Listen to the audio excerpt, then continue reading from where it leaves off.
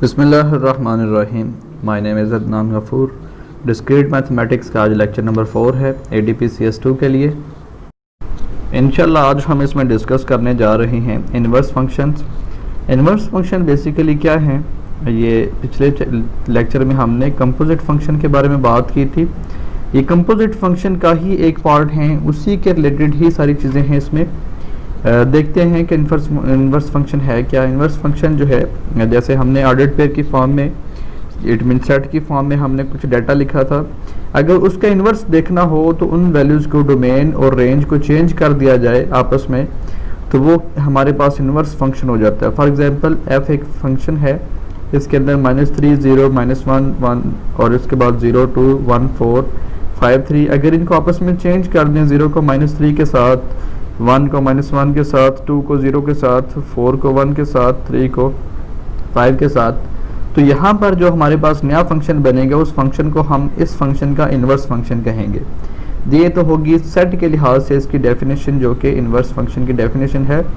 और अगर इसको हम देखें तो दूसरी फॉर्म जो है हमारे पास डायग्राम्स की फॉर्म है। डायग्राम्स में जैसे हमारे पास एक में डोमेन है, दूसरे में रेंज है। डोमेन को हमने चेंज कर दिया रेंज के साथ, तो ये हमारे पास बन गया इन्वर्स फंक्शन। जैसे ये आपके सामने एक डायग्राम बनी हुई है, ए का इमेज बन रहा है 3 के साथ। अब जो नेक्स्ट है उसमें 3 का इमेज ए के साथ बन रहा है। इसी तरह बी का इमेज बन रहा है एक 1 के साथ, और सी का इमेज बन रहा है 2 के साथ। जो दूसरी शेप है उसमें हमने चेंज कर दिया, तो ये इसका इन्वर्स फंक्शन हो गया। ठीक है, अब देखते हैं कि इन्वर्स फंक्शन की नोटेशन क्या है।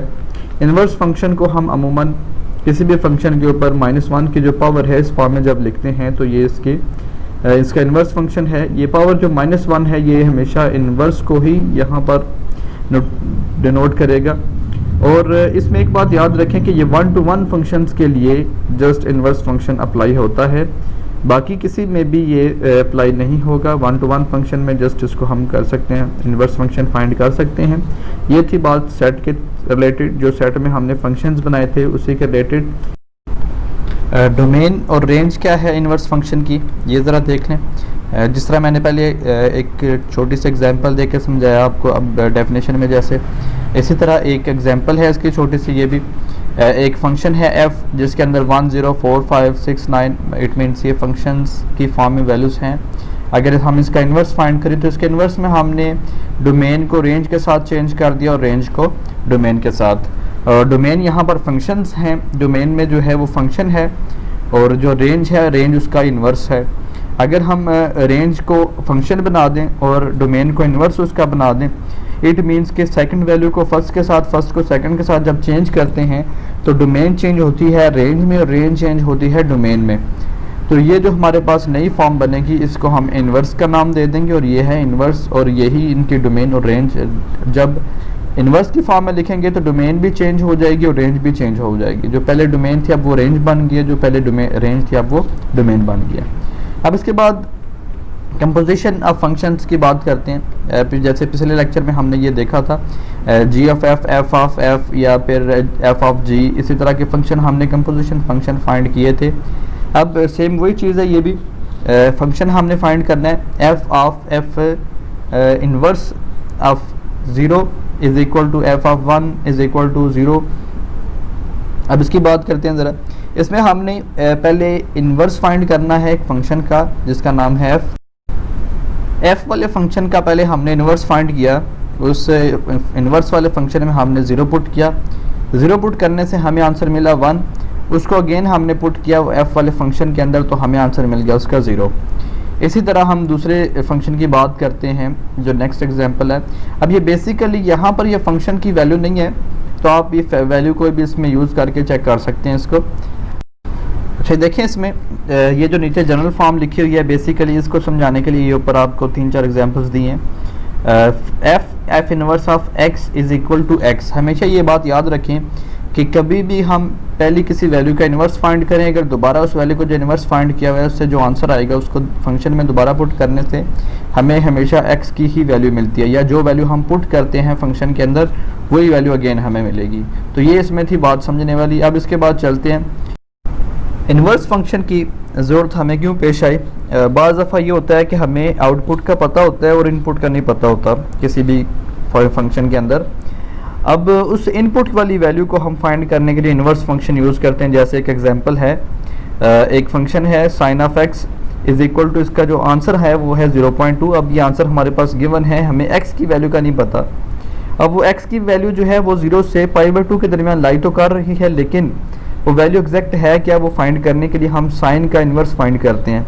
जब साइन का इन्वर्स फाइंड करेंगे तो हमारे पास उस x का आंसर आएगा जिसका आंसर क्या है, साइन ऑफ x का आंसर जो है 0.2 आया हुआ है। तो ये है बेसिकली इन्वर्स फाइंड करने की जब ज़रूरत हमें पेश आए तो इन्वर्स फंक्शन हमने ये फाइंड किया। इसी तरह कुछ फंक्शंस ऐसे होते हैं जिनका इन्वर्स फंक्शन जो है वो एग्जिस्ट नहीं करता। जैसे आपके सामने एक फंक्शन है, अब जब इसका हम इन्वर्स फाइंड करेंगे तो इन्वर्स में ये जाके फंक्शन नहीं बन रहा। फॉर एग्जांपल 3 0 -1 2 0 2, इसी तरह 1 4 5 3, ये तो एक फंक्शन है। जब इसका हमने इन्वर्स बनाया तो 0 3 हो गया, फिर इसी तरह 2 को -1 के साथ चेंज करने से 2 -1, फिर 2 0 और 4 1 और 3 5। अब फंक्शन की जो डेफिनेशन है उसके मुताबिक ये है कि डोमेन के एलिमेंट कोई भी रिपीट नहीं होना चाहिए, डोमेन के एलिमेंट डिस्टिंक्ट होने चाहिए। तो यहाँ पर 2 जो है वो रिपीट हो चुका है, तो ये फंक्शन नहीं रहा, ठीक है। जबकि हमने बात की है कि हमें वो फंक्शन चाहिए जो 1 to 1 भी हो, और फंक्शन पहली बात है फंक्शन हो और दूसरी उसकी टाइप 1 to 1 हो। अब ये बेसिकली ये फंक्शन ही नहीं है क्योंकि डोमेन के एलिमेंट रिपीट हो रहे हैं, तो फिर 1 to 1 फंक्शन की तो बात ही ख़त्म हो जाती है फिर। अब इसके बाद देखते हैं कि कुछ प्रॉपर्टीज़ हैं इनकी फंक्शंस की।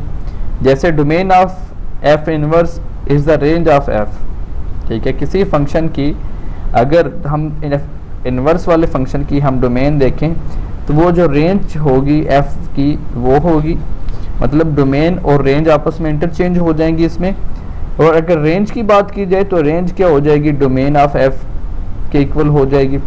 इसी तरह F inverse of F of X is equal to X के होता है। ये जो पहले एक जनरल फॉर्म हमने लिखी थी, ये वही बात है कि अगर एफ इनवर्स फाइंड किया जाए किसी फंक्शन का और उसको दोबारा पहले उस फंक्शन के अंदर हम पुट करें जो एफ ऑफ एक्स वाला फंक्शन है, तो उससे आंसर हमें एक्स का मिलेगा।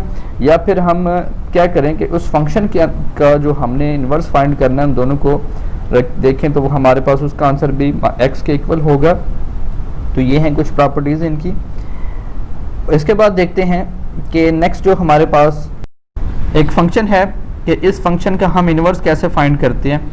फंक्शन जो है एक जनरल फॉर्म में है, जैसे F of X is equal to -1/3x + 1 एक जनरल वैल्यू है, लीनियर इक्वेशन की वैल्यू है। हमने इसका इन्वर्स फाइंड करना है तो इसके लिए कुछ स्टेप हैं। जैसे हमने एफ ऑफ एक्स को डिनोट कर दिया y के इक्वल, या इसको y के इक्वल हमने रख दिया। इसके बाद फिर क्या करना है कि यहाँ से हमने रिप्लेस करना है x को y के साथ, ठीक है। हमने किसको रिप्लेस करना है, x को y के साथ। जहाँ पे x आ रहा है उसको y के साथ रिप्लेस कर दें, जहाँ पे y आ रहा है उसको x के साथ रिप्लेस कर दें। जब रिप्लेस कर देंगे तो नेक्स्ट हमारे पास क्या करना है, हमने यहाँ पर एक बड़ी इंपॉर्टेंट बात जो है वो समझ लें कि यहाँ पर हमने y को रिप्लेस किया x के साथ। जब तो y को रिप्लेस जब x के साथ करेंगे तो ये पूरे जहाँ पर भी x आ रहा है उसको हमने y में रिप्लेस किया, फिर y को x के साथ। तो ऊपर जो हमारे पास वैल्यूज़ थी उसकी y की जगह पर x आ गया और f ऑफ x की जगह पर f ऑफ y आ जाएगा। y को जब हम इक्वल की साइड पर लेके आएंगे तो y इन्वर्स हो जाएगा। इट मीन y का जो हम यहाँ से आंसर फाइंड करेंगे, एक f of inverse of x जो है वो भी y के इक्वल है, और दूसरा हमने यहाँ से जो आंसर फाइंड किया है वो भी y के इक्वल है। इट मीन्स दोनों y के इक्वल हैं। तो हम कह सकते हैं कि अगर ये दोनों y के इक्वल हैं तो इनके जो आंसर्स हैं वो भी दोनों इक्वल हैं, ठीक है। एक हमने जो y की वैल्यू फाइंड किया वो, और दूसरा f इन्वर्स ऑफ x, ठीक है। ये दोनों किसके इक्वल हैं, y के इक्वल हैं। जब ये दोनों y के इक्वल हैं तो हम कह सकते हैं कि f इन्वर्स ऑफ x का जो आंसर है वो y के आंसर के इक्वल है, और यही हमने इसमें प्रूव करना था। सिंप्लीफाई हमने किया, ये स्टेप्स आप याद रखिएगा। इन केसेस में हमने किया क्या है कि f ऑफ x एक फंक्शन था जिसका हमने इन्वर्स फाइंड किया। इसकी एक प्रॉपर्टी भी है कि f इन्वर्स ऑफ x या फिर f inverse of f of x जो है ये हमेशा x के इक्वल होता है। ये जनरल फॉर्म में हमने पीछे एक वैल्यू की भी है सॉल्व, इस तरह की मतलब देखी है इसमें, लेकिन अभी क्वेश्चन के सॉल्व करेंगे आगे। स्टेप हमने क्या किए थे इसमें, फर्स्ट स्टेप हमने ये किया था कि y को हमने जो f ऑफ x वाला फंक्शन है उसको y के इक्वल रखा। सेकंड स्टेप ये है कि हमने y को रिप्लेस कर दिया x के साथ, फिर हमने क्या किया कि y को सॉल्व किया, उसकी वैल्यू फाइंड किया, और जो y की वैल्यू फाइंड करेंगे वो हमारे पास f इनवर्स ऑफ x की वैल्यू होगी। अब देखते हैं ज़रा एक और क्वेश्चन है छोटा सा। f ऑफ x में हमने क्या किया, एक फंक्शन रखा जिसकी वैल्यू क्या है 2x - 1 है। इसको हमने y के लेट कर लिया, y is equal to f of x। फिर अब क्या करना है कि इसमें से हमने y की वैल्यू को रिप्लेस कर देंगे x के साथ। y की वैल्यू को जब x के साथ रिप्लेस किया तो इस इक्वेशन से हमने फिर y की वैल्यू फाइंड करनी है। जो y की वैल्यू फाइंड करनी है वो y की वैल्यू हमारे पास f इनवर्स ऑफ x की वैल्यू होगी। इट मीन जो फंक्शन है उसका ये इनवर्स होगा। अब एक और क्वेश्चन है छोटा सा, -2/3x + 5। इसको आप लोगों ने खुद सॉल्व करना है, यही चारों स्टेप है। फर्स्ट स्टेप में आप क्या करेंगे, y के इक्वल रखेंगे f ऑफ x को, और फिर इसके बाद इसकी वैल्यू इसके पूरे फंक्शन को भी। सेकंड स्टेप में आपने y को x के साथ रिप्लेस कर देना है। थर्ड स्टेप में आपने क्या करना है कि y की एग्जैक्ट वैल्यू फाइंड करनी है, यहाँ से x की फॉर्म में जो भी होगी, और वो जो y की वैल्यू आएगी फोर्थ स्टेप में वो f इनवर्स ऑफ x की वैल्यू होगी। अब जो शुरू में हमने एक बात की थी जनरल फॉर्म, अब उस जनरल फॉर्म की बात करते हैं। एक तो हमेशा f इनवर्स ऑफ x जो है ये हमेशा x के इक्वल होगा, या फिर वो वैल्यू जो हम f इनवर्स ऑफ x में हम पुट करते हैं या उस फंक्शन में हम पुट करेंगे तो वो वैल्यू हमेशा उसी के ही इक्वल होगी। इसके अलावा एक और बात ये है कि फंक्शन में जैसे हमने y को रिप्लेस किया x के साथ, तो यहाँ पर आप y को रिप्लेस करें x के साथ। इस रिप्लेस करने की बजाय आप एक और काम ये भी कर सकते हैं कि x का एक एग्जैक्ट आंसर फाइंड करें। वो जो x का आंसर होगा उसको आप रिप्लेस कर सकते हैं y के साथ, उससे भी आप फाइंड कर सकते हैं f इनवर्स ऑफ x, या दूसरा जो भी आपको मेथड बताया उससे भी कर सकते हैं। f इनवर्स ऑफ x जो है ये इक्वल नहीं होगा किसके, 1/f ऑफ x के इक्वल नहीं होगा ये, ठीक है। ये बात इसमें याद रखें। ये वैल्यूज़ और होती हैं, वो वैल्यूज़ और हैं जिसमें हम उसको फाइंड करते हैं, या जिस तरह हमने क्रैमर रूल में करते हैं या इन्वर्स मेथड में करते हैं, value find f inverse of x या फिर a इनवर्स की वैल्यू फाइंड करते हैं। अब ज़रा बात करते हैं क्वेश्चन की, जो हमने एक जनरल वैल्यू देखी है। f ऑफ x एक फंक्शन है हमारे पास, इसी तरह g ऑफ x एक फंक्शन है। कह रहे कि जो g है वो हमारे पास f इनवर्स ऑफ x के इक्वल है, ठीक है। g of f of x हमने कंपोजिशन जैसे फंक्शन में किए थे पहले, जो कंपोजिट फंक्शन हमने किए थे उसी तरह इसको सॉल्व करते हैं। और g जो है ये basically f inverse of x है, ठीक है। g ऑफ x की बात नहीं हो रही, g की जस्ट बात हो रही है। हमने क्या करना है कि जो फंक्शन है g ऑफ x वाला, उसमें हमने f ऑफ x की वैल्यू पुट कर दी, ठीक है। जब उसके अंदर हमने उसकी वैल्यू पुट की तो हमें आंसर मिल गया कि इसका x का आंसर हमें एक मिल गया। इसी तरह हम जब फाइंड करते हैं दूसरी वैल्यू, इसी तरह हम बात करते हैं अगर f of g of x find करें तो उसका आंसर भी हमें x ही मिलेगा। यह है कंपोजिशन फंक्शन जो हमने किए थे। अब बेसिकली इसके अंदर तो मेंशन है कि जो g है वो f इनवर्स के इक्वल है, और जो f है वो g इनवर्स के इक्वल है। लेकिन कुछ क्वेश्चन ऐसे होते हैं कि जिनमें ये वैल्यू गिवन नहीं, एक ही जस्ट फंक्शन होता है। जैसे पहले हमने एक एग्जांपल किया, उसमें एक ही फंक्शन था तो उसको हमने जस्ट सॉल्व किया है और उसका हमने आंसर फाइंड किया है। इसमें गिवन है कि ये दूसरा जो फंक्शन है उसके इन्वर्स के इक्वल है, और जिसमें हमने पहले फाइंड करना है इन्वर्स, तो उसके एग्जाम्पल भी आप देख चुके हैं। मज़ीद अभी हम आगे एग्जाम्पल्स देखते हैं कि उनमें कैसे इनको सॉल्व करना है। अब इस क्वेश्चन में भी है कि एक f ऑफ x हमारे पास फंक्शन है, g ऑफ x उसका इन्वर्स है। तो अभी हम चेक करते हैं कि ये क्या इसका इन्वर्स है भी या नहीं। तो हमने f g of x find किया तो इसका आंसर हमें x³/27 मिला, तो इट मीन्स ये x के इक्वल आंसर नहीं मिला। अगर ये x के इक्वल आंसर मिल जाता तो हम कहते कि ये इसका इन्वर्स है।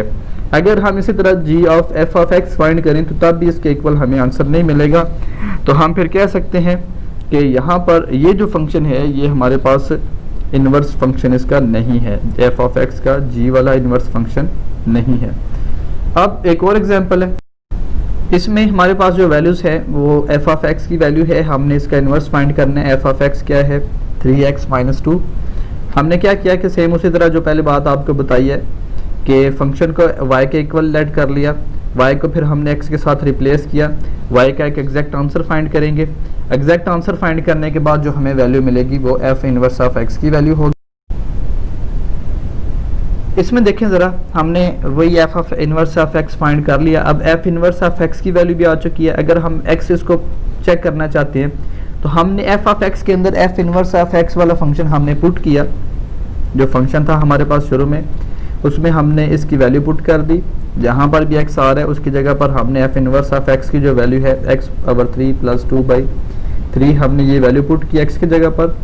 पुट करने के बाद हमें जो आंसर मिला वो एक्स के इक्वल हमें आंसर मिल गया। ये जो एक्स के इक्वल हमें आंसर मिला है ये हमें यहाँ से प्रूव कर रहा है कि ये F of F inverse of X is equal to X ही होता है। ठीक है, इसी तरह एक और एग्जांपल है, इसमें हमारे पास वैल्यू क्या है, G of X is equal to square root X minus 3। हमने इसका इन्वर्स फाइंड करना है। इन्वर्स फाइंड करने के लिए वही 4 मेथड आपके सामने मौजूद हैं, वही 4 मेथड हम अप्लाई करेंगे। सबसे पहले हमने इसको y के लेट किया, एफ ऑफ एक्स वाले फंक्शन को लेट करने के बाद फिर हमने यहाँ से इसको रिप्लेस कर दिया y को x के साथ। जब y को x के साथ रिप्लेस किया तो दोनों साइडों पे, एक साइड पे स्क्वायर रूट है और एक साइड पे सिंपल वैल्यू, तो स्क्वायर रूट को ख़त्म करने के लिए हमने दोनों साइडों पे स्क्वायर ले लिया। स्क्वायर करने से x का स्क्वायर हो जाएगा और दूसरी तरफ जो स्क्वायर रूट है वो ख़त्म हो जाएगा स्क्वायर से। y का हमें एक आंसर एग्जैक्ट मिल गया। अब ये जो y का आंसर आया है ये बेसिकली हमारे पास उस फंक्शन का इन्वर्स है। अब हम इसको सेम उसी तरह चेक कर सकते हैं कि इसका आंसर x के इक्वल है या नहीं, या ये जो हमने इन्वर्स फाइंड किया है ये वाकईतन इसी फंक्शन का इन्वर्स है या नहीं। अगर उसका आंसर हमारे पास दोबारा x के इक्वल आ जाता है तो हम कह सकते हैं ये जो फंक्शन g ऑफ x है उसका इन्वर्स यही वैल्यू है x स्क्वायर प्लस 3। अब देखते हैं कि उसमें हमने क्या किया कि g inverse of g of x, हमने क्या किया कि जो इन्वर्स वाला ये फंक्शन हमने फाइंड किया है इसके अंदर जो g ऑफ x वाला फंक्शन है वो पुट कर दें। पुट करने से, क्योंकि स्टेटमेंट हम चेंज कर सकते हैं, ये भी लिख सकते हैं वो भी लिख सकते हैं, g ऑफ g इन्वर्स भी लिख सकते हैं या g इन्वर्स ऑफ g भी लिख सकते हैं। इसमें हमने जब पुट किया तो हमें आंसर इसका देखें, g इन्वर्स ऑफ x जो है उसमें जहाँ पर भी x आ रहा है उसके x वाली वैल्यू में हमने जब इसका जो g ऑफ x की वैल्यू थी ऊपर स्क्वायर रूट x माइनस 3 उसको x की जगह पर पुट किया, क्योंकि इसमें वैल्यू आंसर जो हमने फाइंड किया वो क्या आया है एक्स स्क्वायर प्लस 3। हमने x की जगह पर उसकी वैल्यू पुट कर दी, स्क्वायर रूट से कैंसिल हो जाएगा, -3 + 3 से कैंसिल हो जाएगा और इसके बाद हमें मिल गया आंसर x का। अब ये जो आंसर हमने फाइंड किया ये फंक्शन हमें बता रहा है कि ये जी इन्वर्स ऑफ x जो है ये हमारे पास इसी फंक्शन का इन्वर्स है। उम्मीद है कि आपको आज की वीडियो पसंद आई होगी। हमारा चैनल सब्सक्राइब करें और हमारी वीडियोस को शेयर करें। और आज का लेक्चर हमारा ख़त्म हुआ। अल्लाह आप लोगों का हामी और नासिर हो।